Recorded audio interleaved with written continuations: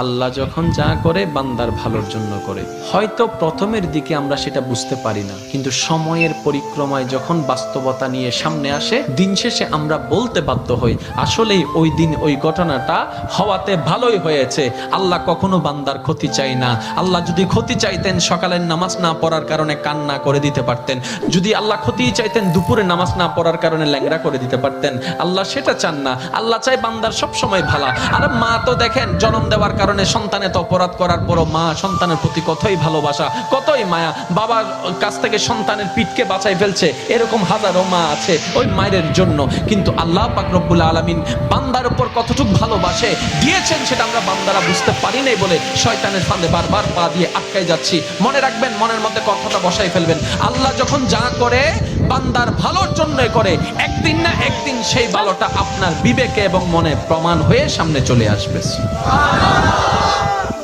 আমি বুঝাতে চাচ্ছি আমাদের সাথে সবচেয়ে কানেকশন কার বেশি ভালো থাকতে হবে, বান্দা হিসাবে আল্লাহর, উম্মত হিসাবে নবী রাহমাতুল লিল আলামিনের। এখানের ভিতর যে কেউ চাইলে জীবন সাজাই ফেলতে পারবে। আমি বলছি যে কেউ, anybody, you can do it, not impossible. Because impossible শব্দটাকে যদি একদম ভালো করে গভীরভাবে দেখেন, সেখানের ভিতর আপনি আশ্চর্যভাবে একটা জিনিস দেখবেন।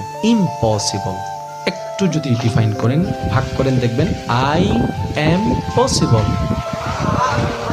ইম্পসিবল, পসিবলকে আলাদা রাখেন, আই এম কে আলাদা রাখেন। I am possible. ইম্পসিবল শব্দটাই আপনাকে জানান দিচ্ছে আমি অসম্ভব নয়, যদি রবের রহমত থাকে আমি তোমার জন্য সম্ভব। বিদেশে যাওয়ার আগে আপনার এলাকায় দেখেন টিকিট চলে আসছে, ভিসা চলে আসছে, টিকিটের টাকা নেই। অনেক ছিল, কেমনে কেমনে টাকার ব্যবস্থা হয়েছে, সে বিদেশ চলে গিয়েছে।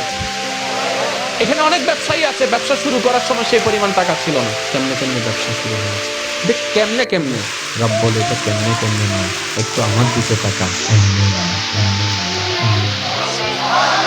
তাহলে আপনার কাছে যদি আপনার রব থাকে, আপনার টেনশন কি? আপনার দুই নম্বরই করার তো কোনো দরকার। এই রমজানকে সামনে রেখে অনেকে দ্রব্যমূল্যের দাম বাড়ানোর জন্য কত চালাকি করছে, গুদামজাত করছে। আমি তাদের উদ্দেশ্যে শ্রদ্ধার সাথে একটা কথা বলবো, ভাইয়া জীবনে হয়তো অনেক করেছে,